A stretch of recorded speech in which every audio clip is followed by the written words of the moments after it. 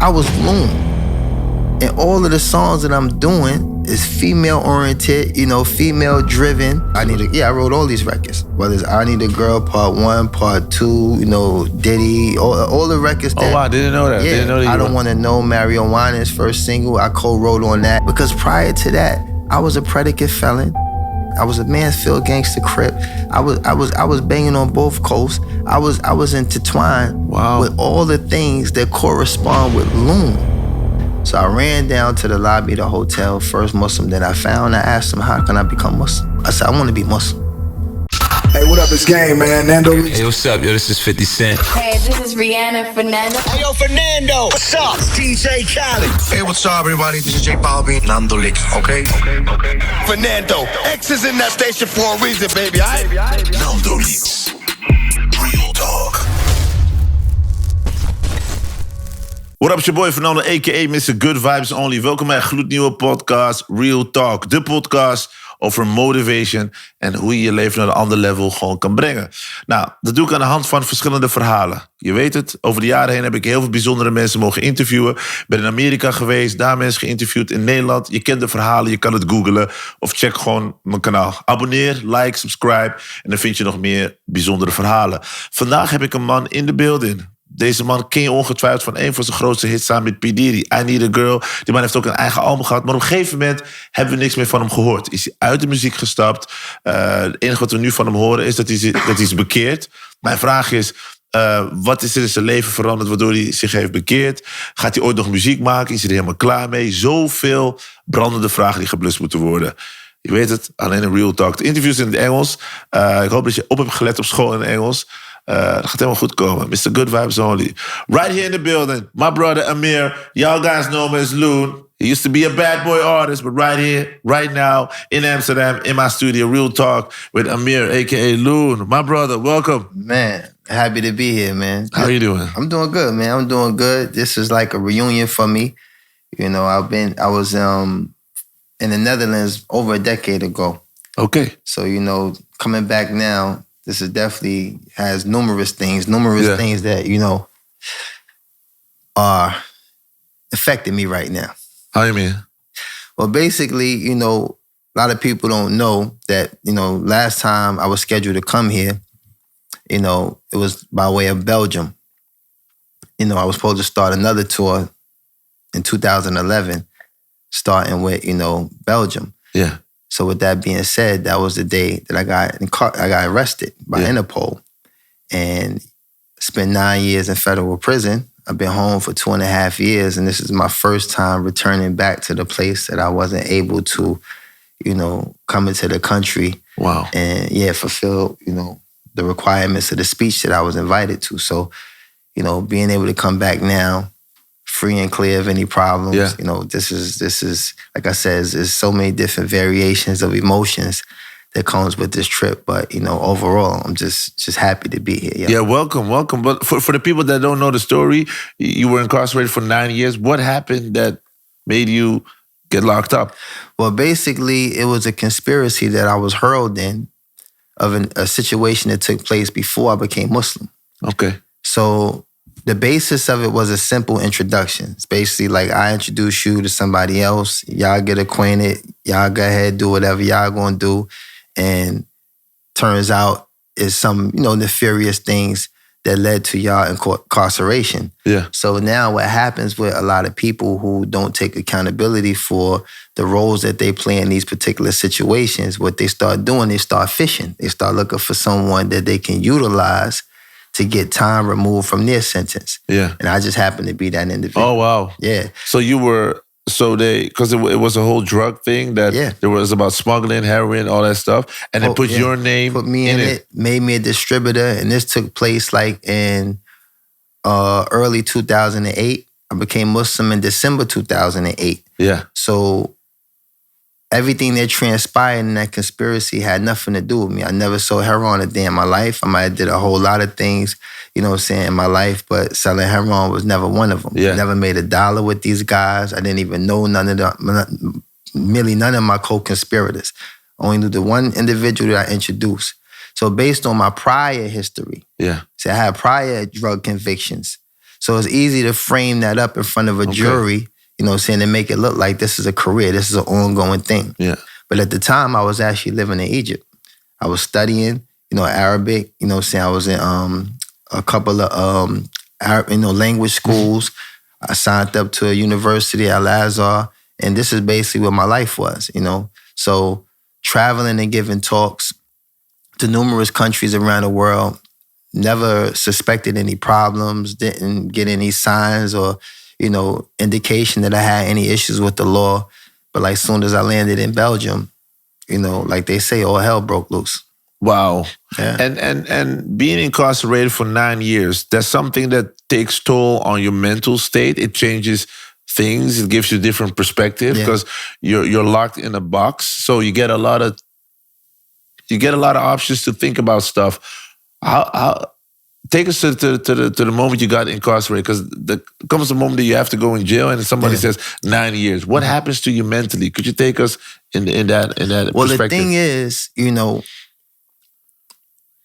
as a Muslim, I live in my heart. I don't live in my head. You know, and that actually becomes the basis of a lot of mental anguish when you're dealing with any matter. Because a lot of people just instinctively try to process everything in their head. You know, your head is kind of like a hard drive. You know what happens when you overload a hard drive? It either crashes or starts to run slow, which can be a depiction of retard, so to say. Yeah. So for me, just wrapping my mind around the concept of, you know, this is about to be something that is ordained for me, has nothing to do with any involvement in anything. This has something to do with has been decreed for me. Yeah. So that is where the line gets drawn of excessively thinking about the situation versus in my heart just accepting that this is something that's about to happen. Just like any ride you get on. Yeah. You get on a ride, you know what I'm saying? You know, once you strap up, put your seatbelt on, you already accepted the fact that you're going for a ride. Yeah. Yeah. Don't make no sense complaining and bickering while you're in the car. You just You accept, this is it. Yeah. You know what I'm saying? So getting past that hurdle, I was able to really extract a lot of benefit from that time. Like as you said, it gave me a lot of time to reflect on things. Gave me a lot of time to think about things that, you know, I wanted to do in the future. Because I still had a future. Yeah. You know, unlike some brothers, they got life sentences. I had a release date. So that gives you, you know, optimism. That gives you hope that, okay, cool, when this day come, I'm going to be prepared. Yeah. I'm not going to waste this time. I'm going to use this time to build myself up, to get stronger, to educate myself, you know what I'm saying, and kind of get a grasp of what's going to take place once I return to society. Okay. And you read a lot of books to educate yourself. Yes, I read a lot of books. You know, I spent a lot of time, you know what I'm saying, reading, writing, not music or anything, but just, you know, exercising, you know, all faculties in regards of, you know, mind, body, soul, and just trying, like I said, prepare myself for a day when I get the opportunity to be better than I was before. Yeah. You know what I'm saying? Because I'm a stickler on that. I think every day I wake up with the intention of being better than I was yesterday. Yeah. Yeah. It's not about being perfect. It's trying to figure out how you can become a better version of yourself. That's it. Because a lot of people focus now on being perfect. You got a social media, you got everything. Everybody wants to make everything picture perfect. But nothing is perfect, man. Like I think that's the thing that humbles you. Like when stuff like this happens, it makes you think about stuff that really matters. Yeah. Yeah, humility could be a choice or it could be circumstantial. Yeah. I'm a firm believer of that. Yeah. Some people just genuinely are humble people. Yeah. Some people got to be humble. True. You know what I mean? Which one were you? Well, I think I possess a certain level of humility that many people that knew me for years appreciated. You know what I'm saying? But yeah, I was still young, a little cocky, you know, had a little edge, a little rigidness. Yeah. But humility was something I think I always possessed. Yeah. But I think that as I got older, and I accepted Islam and I learned the true virtue and reward of humility. So now that increases the humility based on the incentive. Yeah. You know what I'm saying? Because we all doing something, you know what I'm saying, that has an incentive. Yeah. You know, no sane person could say something or do something without an intention. Yeah. You know what I'm saying? It's just not, you're not saying. True. Yeah. So with that being said, I've embraced that concept and that understanding that, you know what, if there's a reward and there's virtue, nobility, you know what I'm saying, that comes with humility and me trying to be the best person that, I can be for myself, for my family, and those in proximity of me, and so on and so forth, then let me hasten towards that virtue, that benefit, you know what I'm saying, so that I can be a better version of myself. And you're still in the process because we're always in the process. Always a work in progress. And that's the whole thing, man, that I actually sympathize for this generation. You know what I'm saying? Because a lot of them looking for validation. They're looking for instant gratification. They're looking for things to, justify how they see themselves. Yeah. And that's something that starts internally. You don't need validation. Yeah. You just need to know in your heart who you really want to be. Yeah. And you just work towards it. Yeah. Yeah.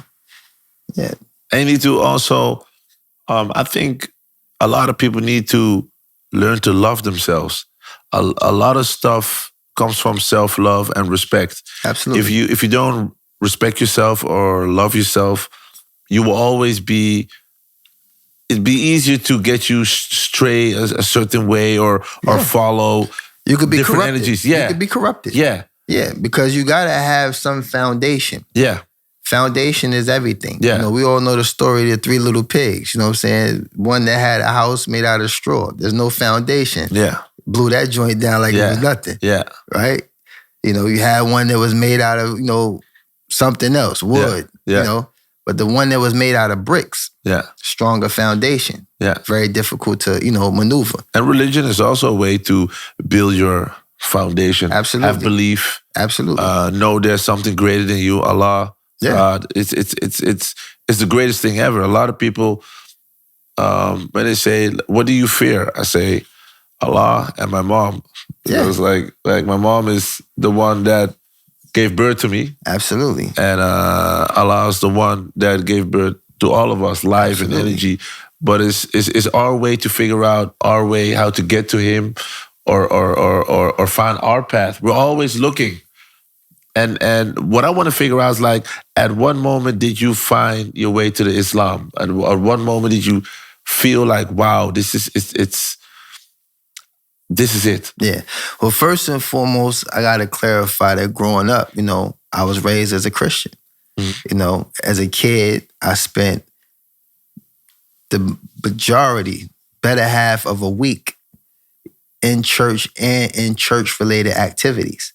My grandmother was in the United Negro College Fund Choir. She was like the most steadfast and firmest Christian woman at the time I've ever known. Yeah. And she instilled that in us. And that was basically, the regiment that we followed. So one thing about us as human beings, it's in our innate nature to know that there's only one creator, the heavens and the earth and everything in between. Yeah.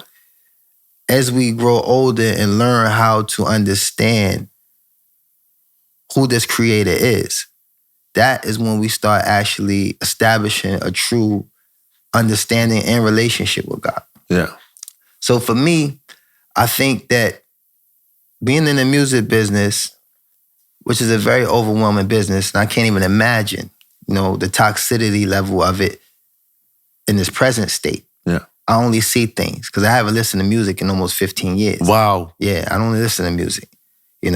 From the day I became Muslim, that was the day I stopped smoking, that was the day I stopped drinking, and that was the day I stopped listening to music. And what was the reason that is it because it's because when you hear a lot of people who are Muslim, some of them say, yo, music is haram, don't listen to music. Nah. Is that true? Is that the reason why music is haram. I think that people who struggle with music, they try to find, Islamic verdicts that are maybe either fabricated or weak narrations to justify their desire to listen to music.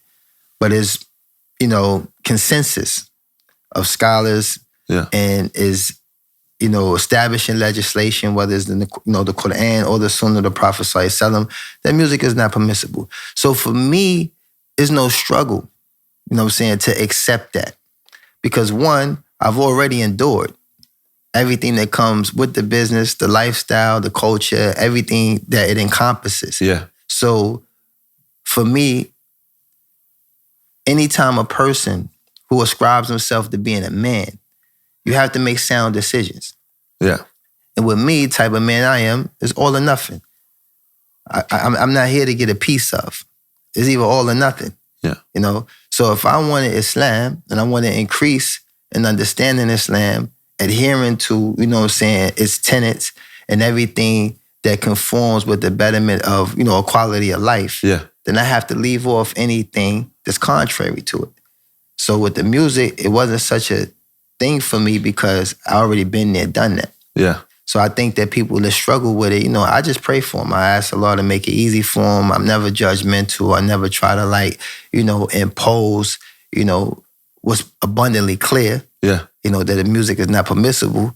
But I try to take a little more settled course because I know this is a condition that some people, you know, deal with.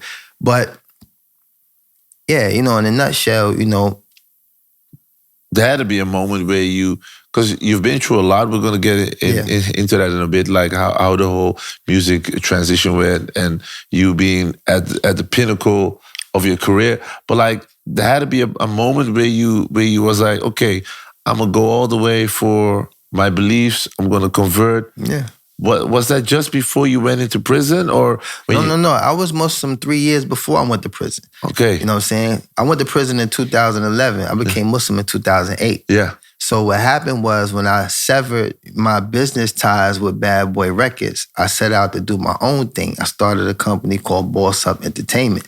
So basically my intention at the time was to go out and prove to myself and the world that I could do this by myself. But why do you want to prove that? Why do you want to prove that? Because I think that what I established at Bad Boy was well received, but in some cases it was overlooked. You know what I'm saying? As far as like me being the author of pretty much every big record that came out of Bad Boy while I was there. Okay, seriously? I wrote all these records. Whether it's I Need a Girl, Part 1, Part 2, you know, Diddy, all the records that... Oh, wow, I didn't know that. Yeah, didn't know that I Don't Want to Know, Marijuana's first single, I co-wrote on that. It's like, I was very instrumental in preserving, you know what I'm saying? So you also wrote an I Don't Want to Know. Yeah, I co-wrote on it. Diddy's verse on it, and that's my verse. That was originally my verse. But I mean, you're still getting publishing off of that song because now everybody is, oh, wow. Yeah, absolutely. Oh, wow. You know, and the only reason why that was possible is because I had owned all the publishing. You know what I'm saying? So that's the thing. It's like, I understood the business. Okay. Even at that young age of coming in the music business, I understood the business.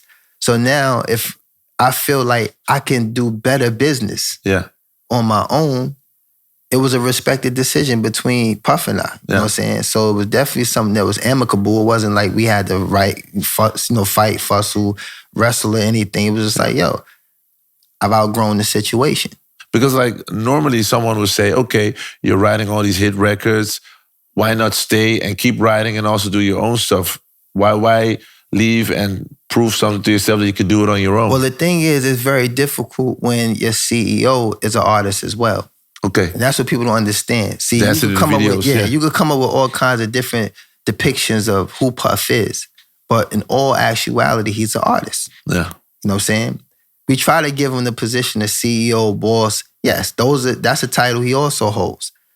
But overall, in his heart of hearts, he's an artist. Yeah. You know what I'm saying? So there's a certain level of competitiveness that always resides with artists. Yeah. Whether they on separate different, you know what I'm saying? Amongst each other. Or it's like gladiators. Yeah. You know, fighters gonna always keep sizing each other up no matter what. We could be friends for 10 years. Yeah. If I ain't seen you in 1 year and you've been working out, you know what I'm saying, you've been calling me like, I'm on this new stuff. Yeah. I'm doing juice cleanse, all that. So as soon as I see you, I'm like, I want to see what the juice cleanse is doing. You know what I'm saying? So it's like, when you know that you're working with somebody who has the same aspirations and the same love and attachment that you share, that becomes a hurdle. Yeah. Even if it's not meant to be that, it just is. So when I wanted to separate myself, like I said, I had these aspirations to prove, once again, to myself and to everyone else who was able to bear witness of the success that came from myself, the company, and everything, the period of time I was there, Yeah. I was ready to shoulder, the burden myself. Wow. You know what I'm saying? So what led me to Islam, now this is the kicker. Yeah. I'm traveling the world, you know what I'm saying? Trying to salvage whatever, I suffered as far as from record sales. Yeah. You mean financially or mentally? Well, basically, when my album was released, there wasn't any records that were really shipped internationally.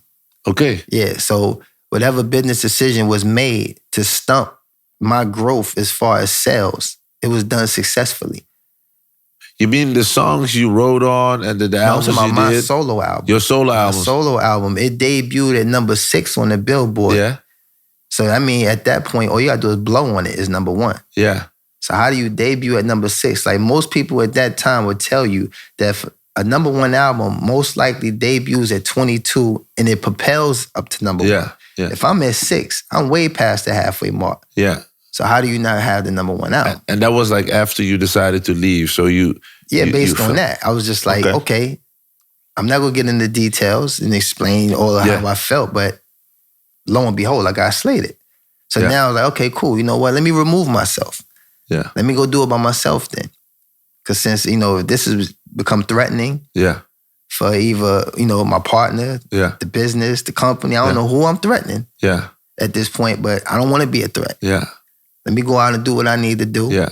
And whatever threat is no more. That's so strange because like, I always think I have a mentality. If you win, I win. But that's more common than rare. Yeah. You know what I'm saying? You have these rarities when it comes to certain individuals who don't understand that concept. Yeah. And a lot of that comes from not being in an environment where you amongst people who share a certain commonality in regards of hardship, adversities that we face. Yeah. It's instinctive for you to try to bear some of the burden of someone you care about and vice versa. Yeah. So it kind of lightens the load. Yeah. But if you're not accustomed to that, that's not going to register. Yeah. So then you were abroad. You left the States. Yeah, I left the States. And why? Because you wanted to see how your career would flourish or would be overseas. Yeah. That's what I'm saying. It's like I'm over there. I'm like, I can't find a CD nowhere. That's strange, man. But I'm doing shows and they sold out. Yeah. There's no place to stand. There's nowhere to sit. You know what I'm saying? It's like, wow. Yeah. I'm looking at DJs, they trying to sell 11 inches for $100. Yeah. It's the only thing that's rocking is they made sure, whoever at the company made sure there were records to be spent by DJs. Yeah. But there wasn't nothing to be sold. Yeah. So at that point, I'm going overseas and I'm learning a lot about the impact of what transpired from my efforts in the States. Yeah. And I had to learn that on my own. Yeah. I probably would have never learned that if I'd have remained. Yeah. So while I'm doing that, like I said, I'm set out to do one thing, but now, by Allah's guidance, I'm bumping into Islam. So the first place I endured an experience with Islam is when I went to Senegal. Okay. You know what I'm saying? Senegal's in West Africa, for those that don't know, you know what I'm saying? And I visited a place called Gorée Island, which is the first slave houses that were ever built in West Africa. Yeah. So long story short, after I did my little show, my little party or whatever, because, it was there too. Everywhere I was going for what I was familiar with. Yeah. I wasn't going there to acquire anything new. Yeah. I'm doing what I do first, and then if there's room for something else, I would always do that. Because that's a part of the learning experience of traveling. So anyway, I go to Gorée Island. Long story short, I was informed and educated that 60 million slaves had passed through Gorée Island, but 6 million never left the soil. So at the time, I'm an ignorant young rapper. So I'm like, they must have been some real niggas. Like, that's what I'm thinking. Yeah. But the brother that was educating me, like, nah, they were Muslim. Like, what do you mean? He said they would not submit to no one other than God. And they fought and they died. Oh, wow. Understand? So just your reaction was my reaction. Wow, I'm an African-American. Yeah. Only thing that I'm aware of is all this fighting, killing, shooting, stabbing, robbing. All of this is about color of skin. Yeah. You mean to tell me that there was 6 million men the minority of a majority who chose to stand, live, fight, and die for the sake of God, that's virtuous. Yeah. You understand? Yeah. That's a better man than I ever known. Wow. You know? So that right there stripped me from black nationalism. You know what I'm saying? Because you know, as an African American, only thing we really got to hold on to is our heritage, you know, our ancestry, anything that connects us to who we once were. Yeah. You know, and that's all we got. Yeah. You know, so now I just learned that there's no need to give so much emphasis to that. Yeah. It's something greater. Yeah. How about dying for God? You understand? Yeah. So now that was the first layer that was removed. The second, I went to Kazakhstan, which is in Middle Eastern Asia. This is Russia. So I remember, you know, me, Mario Winans, we was invited out there for 9 days as a guest of the president of Kazakhstan. Yeah. So, you know, we getting the boss treatment. Yeah. Boss / ambassador / you know, superhero treatment. Yeah. So at the tail end of the tour, I remember we was backstage, we all back there blowing and everything. And I remember the president dude came in and was like, let me ask you a question. Like, yo, when you see somebody, how you say what's up? He was looking at me, he said, Assalamu alaikum. I'm like, nah, that's what the Muslims say. Because if you know anything about Kazakhstan, they're descendants of Mongolians. Yeah. So they have Oriental features. Yeah. So I'm thinking like, nah, you supposed to say Tonyo song or something. Yeah. He said, Assalamu alaikum. So now at that moment, I'm learning diversity. Oh, wow. You know what I'm saying? Because in New York City, I only knew a limited demographic of Muslims in New York City. Yemeni brothers that had like the grocery stores or whatever. Yeah. Pakistanis used to have the pharmacies, and the West Africans used to own the car services. So that's just from a New York perspective. That's all I knew. Yeah. You understand? So I didn't know anything else. So now I'm being exposed to a whole nother demographic that exists outside of my scope or my range of understanding what demographic, you know, the Muslims, you know, sustain. So now the third trip, I went to the UAE. I performed in Dubai, did my thing. Everybody in the world know what Dubai looking like nowadays. It wasn't looking too far-fetched from that before. Yeah. But after I left my show in Dubai, I went to Abu Dhabi. So when I went to Abu Dhabi, and I remember checking into the hotel, you know, fooling around a little bit, and then I opened up the balcony in my room, and I looked at the sun raising over the Arabian Sea. Yeah. And something just clicked. Oh, wow. That's simple. So still to this day, I've never found words to describe what happened to my heart at that moment, but I knew it was all connected to the experience from Senegal to Kazakhstan to what was happening right then in that moment. And I knew that it was all synonymous with Islam. So I ran down to the lobby of the hotel, first Muslim that I found. I asked him, how can I become Muslim? And he looked at me like I was crazy. Like, what do you mean you want to be Muslim? I said, I want to be Muslim. He said, what do you know about me? I said, I want to be Muslim. So he said, okay, cool. Just raise your right hand, raise your index finger, repeat after me. And he said, Ashhadu an la ilaha illallah wa ashhadu anna Muhammadan Rasulullah. I repeated everything he said. He said, Alhamdulillah, you Muslim. So I was like, nah. I was baffled. Like, whoa. Ain't nothing in life that simple. Nothing in life that simple. I was born and raised in the streets of Harlem. You know what I'm saying? I didn't meet my real father till I was 33 years old. My mom was a gangster as well. She fell victim to drug abuse. My grandparents raised me. I fought 75% of my friends. We had to fight before we could be friends. Nothing was simple. And that man told me in that moment, that brother, that simple 2 testimonies was sufficient for me to wipe my slate clean and accept the truth that none has the right to be worshipped in truth but Allah, and that Muhammad is the messenger of Allah. And based upon that same simplicity has been the basis of everything that transpired in my life from that day to this very moment, me sitting on this couch. Wow. And do you feel like liberated or like, absolutely. Wow, I'm like, absolutely. Like a way the liberation comes from when you submit to the will of your creator. That is what a Muslim is. People don't understand linguistically, Islam means submission. It's already in everyone's heart to submit to God. But we just got different variations of what that means or what that entails. Yeah. Or how you describe that. Yeah. But Islam is not old. It's Yeah. the religion of Noah. It's the religion of Abraham. It's the religion of Moses. It's the religion of Jesus. They all submitted to the will of God. So all these other terms that came from the messengership of certain other messengers was changed through time. But they were all Muslim. They were one who chose to submit to the will of God. So now the liberation comes from, if you choose to be a slave of the creator, the heavens and the earth and everything in between, then that means you're free from every other form of slavery. Yeah. You can't be a slave to nothing else. You understand? Yeah. Wow. If I work directly for Jeff Bezos, I don't answer to nobody else at Amazon. Yeah. I don't have to answer to nobody else. Yeah. You understand? Yeah. My allegiance, my, loyalties and everything is contingent upon this one individual. So therefore, if anybody else at Amazon even split their mouth to give me any kind of command Leave me order, alone, man. I'm I'm going to punish him. Yeah. You know what I'm saying? Yeah. So that's the liberation that comes with Islam. It's like, I'm a slave of the creator of the heavens and the earth. I'm not his son, not his child, because he didn't have any children. He's free from that. Giving birth and having children is deficiency.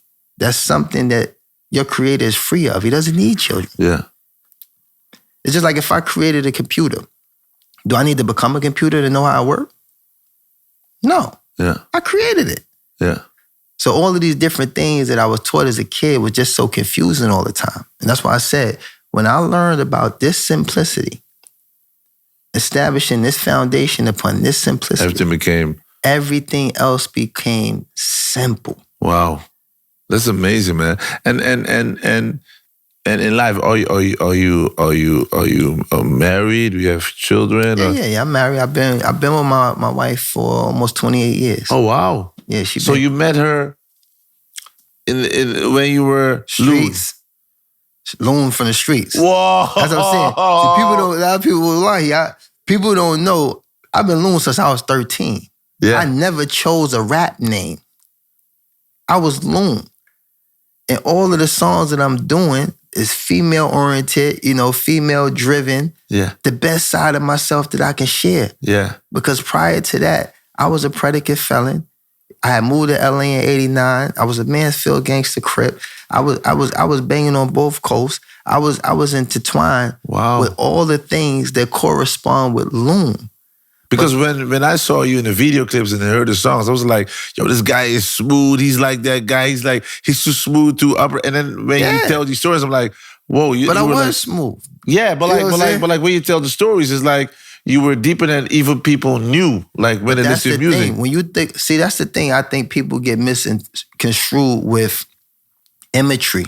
Yeah. And impressions. Yeah. We've been looking at gangster movies for years. You don't never see belligerent, out of control, wild at the mouth. These are the people that just smile at you. Like, okay. And they bust a move. Yeah. All of the other people that, a lot of people got that from like the NWAs, the Tupacs and stuff like that. Everybody got the thug mentality. Yeah. I wasn't raised that way. How were you raised then? I was raised by people who were always older than me. I never took advice or guidance from my peers. So in other words, I never was a follower of the blind. Because that's what's widespread today. You got young, inexperienced people seeking advice from other young, inexperienced people. Yeah.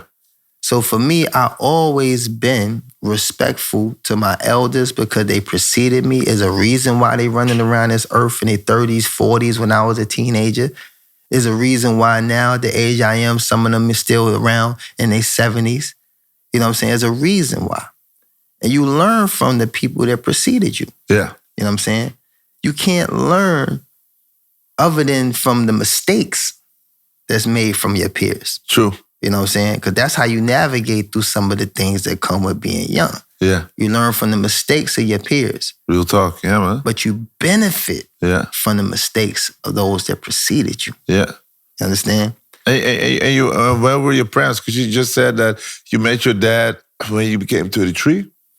Yeah, when I became 33. I mean, my dad, there was always within my family an understanding of who my real father was. So growing up, I may have, claimed someone else to be my father, so to say.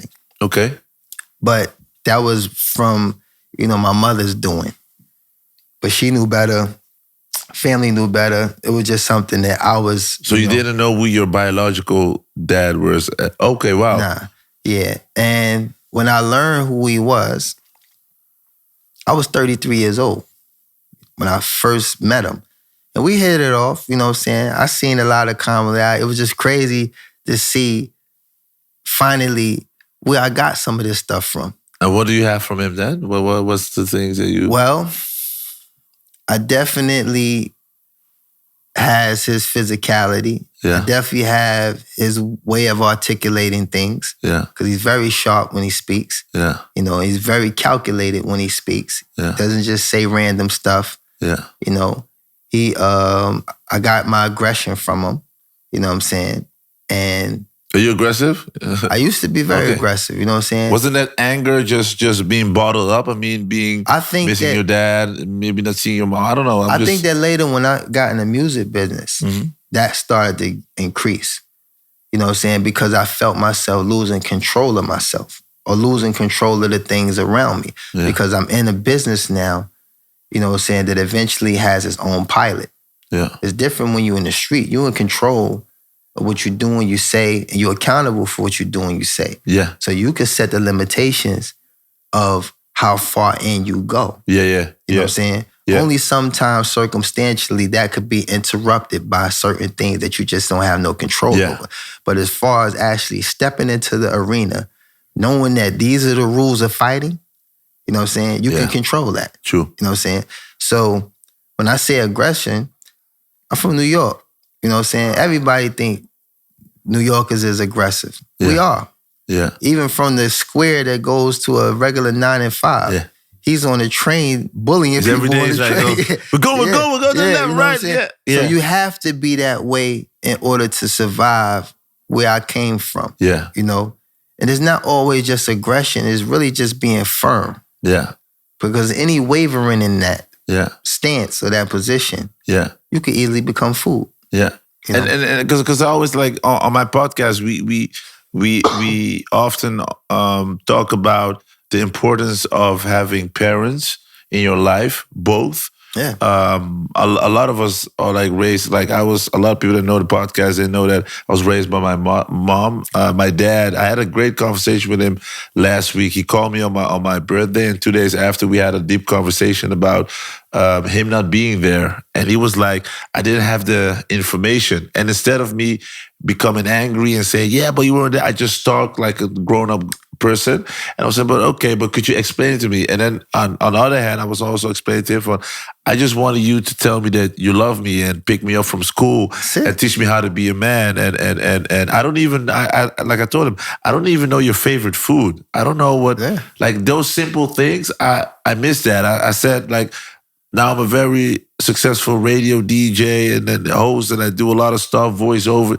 interview everybody. All my dreams, there's this little kid inside of me that misses the father role. So how was that for you? Did you? Is it in any way relatable to you and your situation? Or 100%, man. Listen, I had my grandparents. You know what I'm saying? May Allah have mercy on them.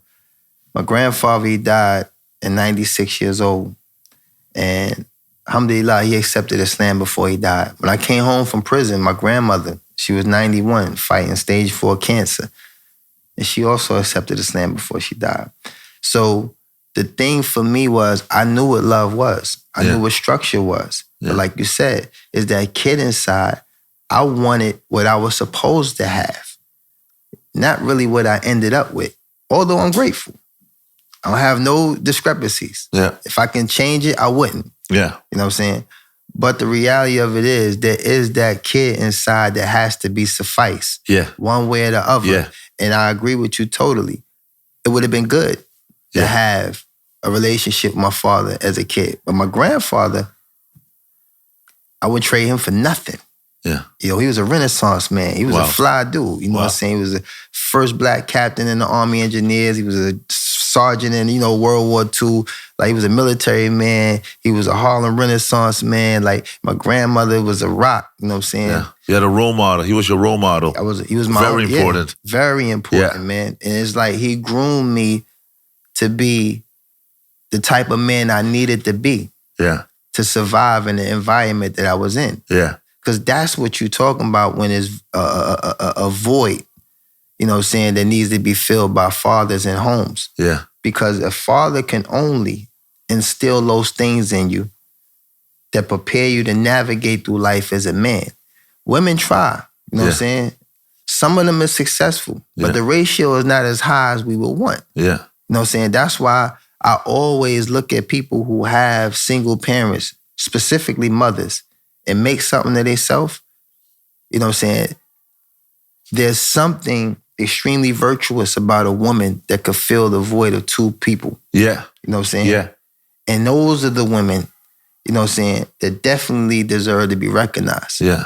Not overall, but at the end of the day, if you had only 5 minutes to give women their flowers, I would start there. Yeah, seriously. Yeah, like, shout out to all single women, moms. all single moms that have to fill 4 shoes, father and mom at the same time, because it's very hard. It's so hard because you have these kids, they're unhappy from inside. They know their mom loves them, but on the other side, they're missing, because I always thought that,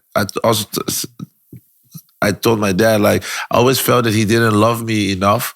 And I thought it was something that I did. So I did everything at school. I wanted to get the best grades. I wanted to do everything at a high level. Yeah. Because then I thought if I do everything at a high level, he would come back. Yeah. So I did everything. Like, I was like, okay, I want to be the #1 radio DJ in the Netherlands. I want to talk to the biggest artists. I want to, like, even my dad, he loved, like, watching movies.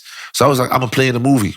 I just thought about even karate as a kid. I went on karate because my dad used to be good at martial arts. Yeah. So I did all that stuff to impress him. And I told him that. And he was like, wow, if I had known that it was troubling you that much, he would have put more effort in it. And he blames himself. He said, like, I didn't know. Because when he grew up without his father, it didn't affect him that way it affected me, because it affects people different. No question. So But everybody it has is a different cycle, though. It is a cycle because, you know, I come from a man that wasn't raised by his father. Yeah. You know what I'm saying? And then I was a man who wasn't raised by his father. Yeah. So I made it my business to be there for my children to the best of my ability. And I was fighting through that cycle. You know what I'm saying? Because, you know, in my community, we taught to be providers. We're not really taught to be fathers. Yeah. You understand? Yeah. That's something totally different. Yeah. Because a father, broke, rich, drunk, high, sober, that's a 24-hour thing. True. You know what I'm saying? And unfortunately, in our communities, we're not taught that because of all of the things that's in opposition of our, you know, brand of fatherhood. You know what I'm saying? It's a lot. And that's why I say I commend you on being, you know, considerate and compassionate towards, you know, giving him an opportunity to express, you know, his shortcomings. Yeah. Because you got people out there that ain't giving their fathers a chance. They ain't sparing nobody. They're like angry. But like, I didn't want to be consumed by anger, because like anger blinds your judgment, because anger is an emotion where it's like your ego. It's like when your ego's touched, you don't even want to hear anything the person has to say. But I know that I ain't perfect, and I know that my dad is also a human being, so he would have his own flaws. But I just want to figure out what he went through, because I also have a son, and I'm not with the mom, but I do look out for my kid. Yeah. Like, I'm obsessed with him. But it also hurts me that I can't be with my son every day. It breaks my heart. Yeah. And I have the stepson of mine, Damon, I love you. He was like sitting with me on the couch, and he said, you know, I feel so sorry that your son doesn't see you as much as I see you. I mean, I could tell you, like, my heart broke in a million pieces that a kid from 7 felt the energy that I feel every day. People don't know that it hurts me that I don't see my son every day. I can see it when I want, but the job and everything I do, like, takes up a lot of time as well. And I want to build, and what you said, provide for my son, make him proud, build something that he has something later on, said, yo, you know my dad? My dad was helping a lot of kids that used to be teased on school. He gave them a platform. Yeah. He spoke on his podcast and his talk show about kids that miss their father or their mother. Yeah. Because this thing, what we're doing right now, is also an education forum. Absolutely. I want people that listen or watch this podcast to think like, wow, I also feel what he's saying. I also have that pain. So our conversation might enlighten or help someone. So I feel that's one of my purposes. So I try to teach my kid, always try your best also to help other people if you can. You can't help the world, but start piece by piece. Yeah. That's the legacy I want to give him. And that's what leads to this tour that I've been on, you know what I'm saying? So I came to the UK on the 14th, and I just left the UK on the 1st. Yeah. And I gave 2 talks a night at many different masjids. I visit a prison.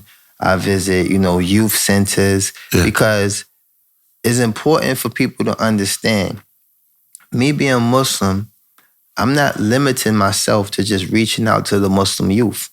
I reach out to the youth in general. Yeah. Because even in the States, I visit Clark University, which is predominantly non-Muslim school. Yeah. And another thing is the classes there are predominantly women. It's sad, like it's not enough males going to school. Yeah. You know what I'm saying? Like I actually, visited a sociology class, a criminal justice class, you know what I'm saying, and talk about the subjects that they actually engaged in. Yeah. Because the one thing I've learned since I've been home, and I'm happy that most of my children are old enough where they miss this plague, and the challenges that come with this generation. Yeah. I mean, they're living in it. Yeah. But as far as them being at the age where the corruption is, prevalent, they kind of miss that. But like you said, I feel a certain sense of responsibility because in my previous life, I was involved in a career, that actually still to this day plays a very, very traumatic role in how these kids, are being influenced. Yeah. So with that being said, I feel like there's a commonality with Muslim youth and youth in general, that all of these communities are losing their babies. Yeah. From generational gaps, you know what I'm saying? Some of these kids are like first generation, Westerners. Parents is coming from countries where there's a whole different culture, different traditions, different, ethnicity, creed, whatever the case may be. Yeah. And they try their best to instill this stuff in their children, but they have to combat with this other set of parents that's waiting outside their homes. So for us, as elders, we have a responsibility not just to our own, we have a responsibility to everybody's children. True. Because when I grew up, if I got in trouble in school and the news spread through Harlem ain't really that big. Yeah. You know what I'm saying? I mean, it would start from the school crossing guard. Yeah. She might pluck me in my head after she done crossed me safely across the street because she heard I got in trouble in school. Everybody loved my grandmother. Everybody knew my family. So it was like, my uncle one time slid out of the crack of the darkness, all leather, black leather. He's like, yo, you trying to kill my sister? I'm like, yo. So it was like, we were more fearful of the adults in our community than we were the police. Yeah. We didn't care about no police. We was worried about one of these adults catch us smoking a cigarette or doing something we weren't supposed to be doing. So nowadays what you have, which is a permissible form of selfishness in Islam, is that, Allah commands us to save yourself and save your family. Yeah. So we get kind of a sequential order in how you save your community, starting with yourself and your family. You know what I'm saying? But now you have to extend that because you can create that bubble for your own family, right? Yeah. But ultimately that bubble becomes a prison. True. Because now you're fearful of your kids going outside that bubble because you didn't invest anything to extend the width of that bubble. Yeah. You know what I'm saying? Yeah. And that's where I think that most of the rectification of the problems with the youth have to start. Yeah. We have to stop being afraid of the youth. We got to stop being afraid to communicate with them. We got to stop being afraid to relinquish some part of our authority just to have an even playing field for communication. Yeah. You know what I'm saying? So that's why this tour is so important to me, is that I'm investing in the youth right now. Yeah. Because my youth, my family, we don't really have a sustainable future if we just selfishly think about ourselves and not think about your son, your stepson, you know what I'm saying, whoever else children. We have to consider all, you know? And I think when we do that, what we do is we create kind of a safe haven that expands outside the home. And what are the different projects you're busy with right now? Right now, I'm working on numerous things. First and foremost, you know, I am working on the book. I'm working on a 7-part doc series of my whole life.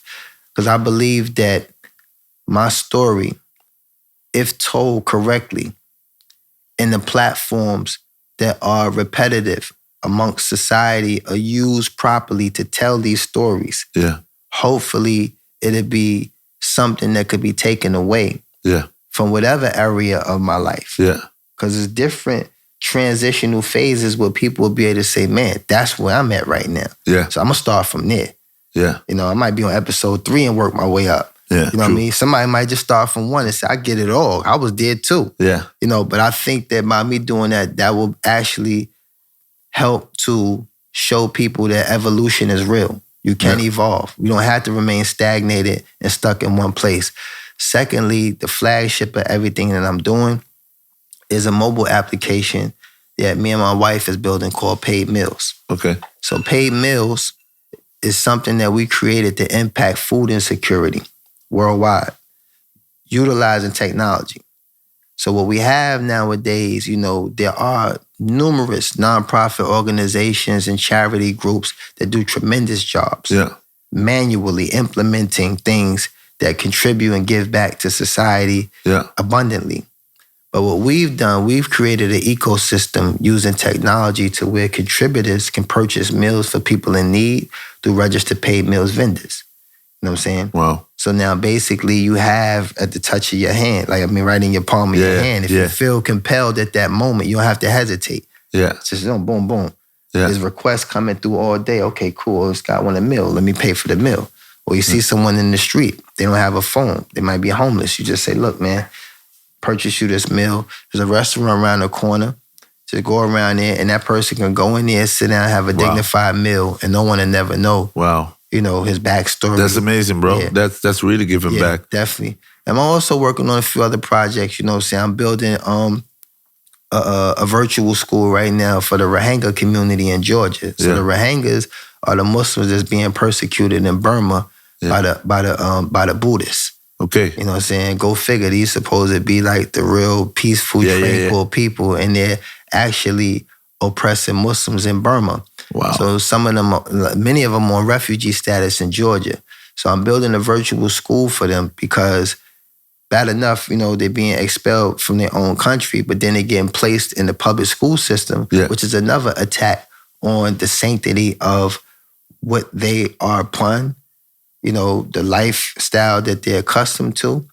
So I feel like if I can take them out of that environment, give them the opportunity to maintain an Islamic education alongside with a recognized or a state-recognized curriculum that's, you know what I'm saying, that's accepted in the United States, plus create a social environment for them so they don't become, you know, socially awkward, you know, that's a start. And then inshallah, you know, it'll scale to a brick and mortar, you know what I'm saying, type of facility where I can actually expand off that effort. So everything with me is all an extension of what resides in my heart. I'm not reaching for anything. I'm not trying to do something that's out of my wheelhouse. Like everything that I'm doing is an extension of myself, my character, and my intention is to do what I can possibly do within my scope of capacity. Wow. So there's a book coming, a documentary series. Maybe this podcast is going to be in this documentary. Oh, yeah. I didn't even mention the podcast. So, yeah, I'm working on the podcast. It should be out soon. So, you know, I'm always inspired by, you know, people who are connected to the culture. Because honestly, you're a journalist.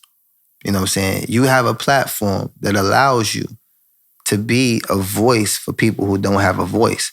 So, like, I don't condemn anybody else's efforts with podcasts. I've seen a lot of them turn into sheer entertainment, novelty stuff, just a place to vent and just be belligerent and out of pocket.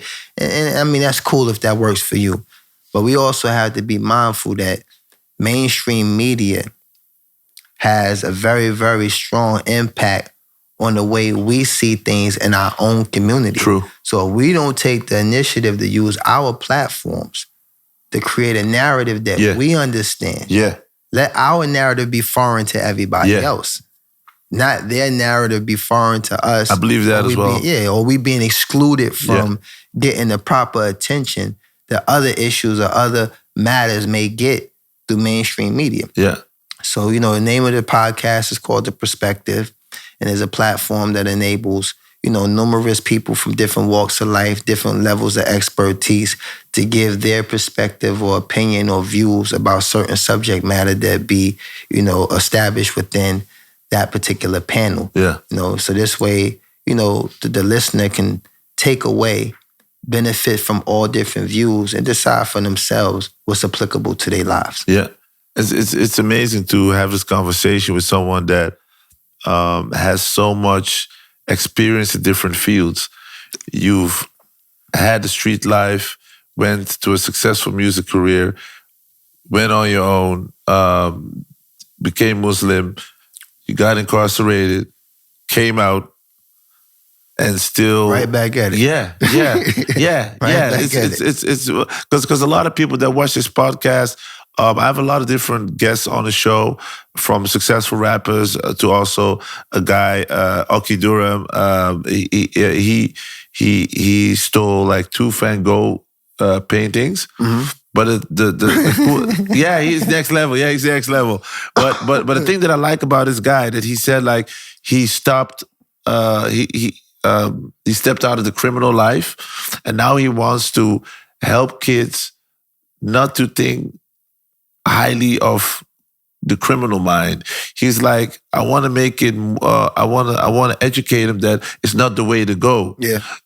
So then I gave him a platform to talk about his expertise. Because if someone that hasn't led the life talks about, yo, you shouldn't do this, why should the youth listen to you? Because you don't know how it is. He said, I was a multi-millionaire off of stealing. So I was already rich. And he stopped all of that. So I gave him a platform, but also had this other guy that almost got killed with a Hummer that drove over him, but he made it, and he was sitting here talking about how you got to get back up. Shout out to Donnie. So I have different people with different stories. Now I got Loon, the guy that was like selling millions of records. He's right here in my podcast, and I love that, and that comes from God. Yeah, because I believe in the fact that I'm here for a reason. The same way how I give people platforms to talk, and it's not to like what I said. Like my purpose is being a voice for the voiceless. Helping people that are watching right now, listening right now, to figure out their life, because we're all looking and all searching for our path.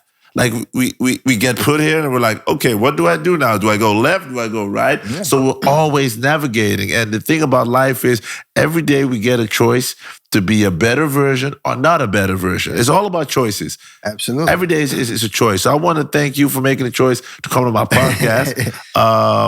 It's great looking out. But could you also, like, for the people that are still watching, that have no idea about how successful music life looks like, could you depict like how your days were like looking when you had a #1 records, right? What were you doing? Like now you're like devoted Muslim, you're laid back, you're at peace. But how crazy is that fast life? Yeah. Well, the thing is, I'm going to give you a statement, you know what I'm saying? You know, the Prophet ﷺ used to mention, Man taraka shay'an lillah, awaddahu khayru minhu. Awaddahu Allahu khayru minhu. So whoever leaves off something for the sake of Allah, for the sake of God, he'll replace it with something better. You understand? So when people look at everything that I left off and where I'm at now, the most important thing I want people to take away is something that's priceless, and that's peace. You can't buy it, you know what I'm saying? Can't purchase it. Can't steal it. You know what I'm saying? And you can't live vicariously through somebody else who got peace. Yeah. You got to find your own. Yeah. You know what I'm saying? So for me, I just want people to understand that, and we already know this, like everything that glitter is not gold. All money is not good money. Yeah. You know? You have to be able to live with yourself. You know what I'm saying? And me and you discussed this earlier about love. Yeah. You know what I'm saying? When you ask people about something that they're deeply invested in, you ask them, do they love it? And they go to looking up in that Rolodex in their head, I immediately at that moment know it's not something that you love. Yeah. Yeah. Because love is something spontaneous. Yeah, you would just know it. You would just know at that moment. Yeah. And you'll stand on it. Yeah.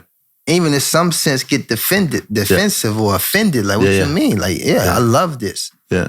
I'll do it for free. Yeah. That's a clear indication of doing something you love. Yeah. But I definitely want to advise people to understand that, you know, change is possible. You know, and change starts with foundation. Yeah. Our purpose of creation.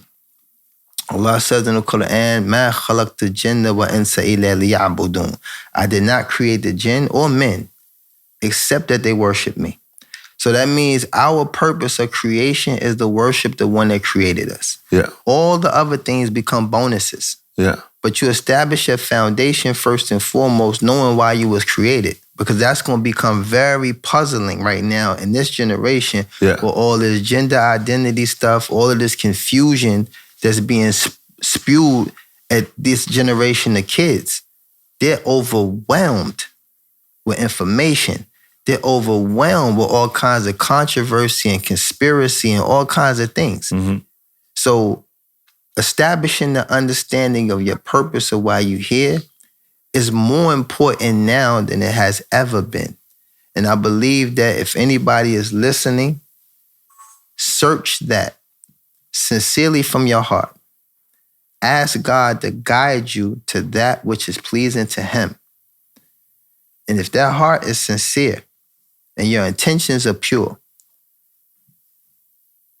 I truly pray that you find guidance and understanding of first and foremost why you're here. Yeah. Has nothing to do with your tribe, has nothing to do with your race, your ethnicity, because we are human beings. We are one race. Yeah. No one has exclusive rights over God's religion. True. So when people start trying to invest in all these ancient tribes and we were all kings, we couldn't all be kings because kings got servants. Yeah. Everybody want to be king. You ever notice that? Like, yo, we was kings. Yo, what up, king? What up, king? Like, okay, who's going to serve? Yeah. Because I ain't never heard of a king that served another king. Yeah, true. You know what I'm saying? And it's just, you know, and that's just us reaching and searching for some sense of being, some sense of purpose. Yeah. So that's why I'm telling you, your purpose is to worship the one that created you. Yeah. And it's not in the way that you choose. We have to follow the messages that He sent. We have to follow the book that was revealed to us in order to implement that to the best of our ability. So inshallah, you know, I pray that, you know, Allah guide us and rectify all our affairs and make this, you know, conversation a benefit for the people. Yeah. And may Allah continue, you know, saying to guide you and rectify your affairs. And, you know, I pray that, you know, you continue to sincerely take your platform and educate and aid and assist because it's needed more now than anything. True. Yeah. Yeah, man. Yeah, man. Real talk, man. That's the reason I put the platform together. And one of the reasons, like, we spoke off air about DMX. Oh, yeah. He means a lot to me because he was one of my rap heroes. And also because his story, he was a very genuine dude. I interviewed him years back in Amsterdam. So, you have also a DMX story? He was real. Yeah? He was real. DMX, and I'm going to do this in closing. I remember the first time I met X was in Cancun, Mexico. And I forgot where I was at, but he just pulled up in like a Jeep Laredo. Yeah. No, you know, the Jeep, they ain't got no top, no nothing. And just pulled up. Like, Loon, what up, dog? Get in. Yeah. It's like, yo, first of all, why is he even driving in Mexico? That's the first thing. Yeah. Second of all, it's like, you know, he hadn't quite peaked yet. Yeah. He was still known on mixtapes. Oh, yeah. You know what I'm saying? Yeah, this is like 99. Yeah. So I jumps in the joint. He had a bottle of liquor. It was pitch black. He must have took everything off the top shelf. Yeah. Nothing light was in there. Yeah. Not a vodka, a gin, nothing. He had all dark cognac. It's just all dark stuff. Hit that joint. Like, drink that, dog. I'm looking at him like, yo, dog. Go ahead. Like it's the peer pressure was crazy because it's like, I just admired him so much. Like, yo, the only way to hang with him is to hang with him. So I'm like, all right, cool. I'm going to put that joint to my lips. It felt like a volcano was on my mouth. I said, yo, this guy is crazy. So we get to, I forgot what he performed. And Clue was DJing. Yeah. And the way the club was, it had like a tier. Yeah. You know, an upstairs tier. Yeah. And it's just like, you know, look like a prison tier. It's just bar, you know what I'm saying? Yo, he jumped up on the bar. And I'm talking about the bar is this big. Yeah. I was looking at what he was drinking. You don't need to be on nothing that narrow. Yeah. So he jumps up on the joint. He's like, Clue, Yeah. get at me. Yeah. Record start. Oh, wow. He started rocking. He was doing good at me, dog. Yeah. So he rocking the joint. And the album skipped. Yeah. Dude lost his mind. Oh, wow. He was like, yo, Clue, do not do me dirty, dog. Yeah. Do not. Yeah. And you can hear him over everything. It doesn't matter how loud a crowd or club is. Yeah. His voice projects over everything. Yeah. Clue brought the record back. He went back to rocking again. And just like you, I'm sitting up there looking at this dude from downstairs because he just ditched me and ended up there. So I'm looking up. I'm like, yo, this dude gonna be big. Yeah. I knew from that moment, I said, yo, this dude right here, he was if special, he don't command rightful intention, I mean attention, like I'm talking about like you gotta pay attention to him. And it's not like he's seeking it for some type of, you know, self-praise. It's this is just what you get. Yeah, he was. So, you know, definitely, man, you know, I miss him. And, you know, he definitely was someone who was definitely impactful in my life, my generation at the time. You know, and I don't think it's gonna be another one of them. I don't think either, man. That's one because one of my guests asked me, "What's the thing with the speaker?" I was like, "X forever," because like X was one of my rap heroes, and I want to honor him. Like just be like as the person he was. He went through a lot, and he was very. I remember like Swiss Beats saying like he was tormented with a lot of his inner demons, and he was also addicted to crack. And his best friend put like the crack in his joint, and I was like, wow! Imagine the one that taught you how to rap and told you had rap talent is also the same one that introduced you to your biggest demon. And that was always something that always touched my soul. Was like, wow, like you never know, like the blessing could also be the curse. Because he was the biggest rapper, 5 #1 consecutive #1 albums, but he was also cursed with that baggage on his shoulders. See, the thing with that is, and that actually, you know, in closing, is why I accepted Islam. Because when you start to excel in that business, like I told you, there's a certain ceiling that everybody reaches. Yeah. Past that ceiling is just a pissing contest of who made the most money last year. After that is the Forbes battle. Yeah. But as far as that ceiling, everybody acquires it at some point. Some hold on to it longer than others. But once you get there, you start losing parts of yourself. Yeah. So to watch somebody like X, Tupac, several artists that publicly and openly fought those demons versus those who just succumb to them. Yeah. That's the thing. You got some that just submit to it. Yeah. They just gonna be, who they are. Yeah. They're just gonna be, you know, they're going to accept the evil, the torment, and everything, and just accept that and submit to it. Yeah. And when you see a person openly fighting for their life, but it's being overshadowed by success, it's being overshadowed by what they have and what you think they can give you or what you think you can obtain by being in their presence, that actually increases the burden. Yeah. And we don't realize that we hurting each other by only wanting something from somebody that's wanting something or needing something greater than what you think you can get from them. True. So, you know, alhamdulillah, I mean, it's just, you know, at some point we gotta grow up. Yeah. You know, we gotta be accountable. We gotta accept that, you know, you only got one shot at this. True that. You know what I'm saying? True that. Once you gone, you gone. Yeah, you got one life. Yeah, we can light candles forever, wear shirts and all of that, but at the end of the day, that person has to be resurrected at some point, and he has to stand before the Lord, and he has to be accounted for what he done in this life. Real you talk, can't bro. hold his hand. Yeah. Bro, I want to thank you for this amazing conversation. Like I said, my podcast is about spreading knowledge, having great conversations, learning about how one has seen the highs and lows in life.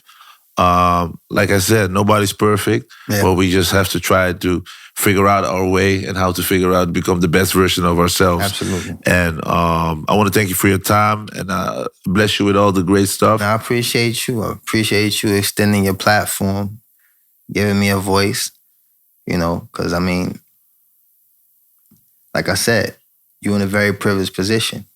You know what I'm saying? We control our narrative now. Yeah. Once upon a time, it wasn't this easy. Yeah. You know? Still fighting for it, bro. Yeah. I believe, like, in the media, I just wanted another voice because, like I said, like, I grew up in this industry and I've seen so many platforms out there, but don't tell the whole story. Nah. And I made it my business to tell the whole story. Well, so I don't care. we just did that. Yeah, we gave it the real story. So I want to thank you. Thank you very much. And whenever you're in the Netherlands again, you're always welcome. No, if you want to vent, you want to talk, you want to talk about your new documentary, your book, you're welcome. No, also want to give a special shout out to Fuad. He's right there behind the camera. Yeah, that's my boy. He brought you out here.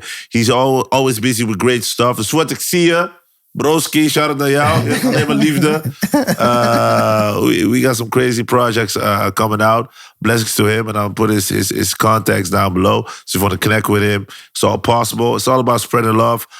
So je hoort het, het is Real Talk, de podcast. Ik heb je al gezegd, internationaal. Ik doe het al jaren, ik heb de grootste artiest geïnterviewd. Maar ik blijf humble, want ik blijf bouwen. Want ik wil sowieso die kennis delen. Dus als je thuis zit en je wilt op een gegeven moment meer kennis opdoen, abonneer op het kanaal, like, subscribe. Ik heb van alles en nog wat geïnterviewd. Maar deel het gewoon. Weet je, als je kennis hebt opgedaan en je wil ook dat je buurmeisje of je buurman, whatever, ook nog kennis opdoet, deel het gewoon. Deel het vermenigvuldigen. Je hoort het net. Ik heb gewoon hier gewoon een superster in de building gehad die ook op een gegeven moment besloten heeft om de andere kant op te gaan. Dus it's real talk. Y'all know him as Loon, but I know him now as Amir. So we doing this, man. Good vibes only. Keep it out and keep it back. NandoLeaks, you don't know.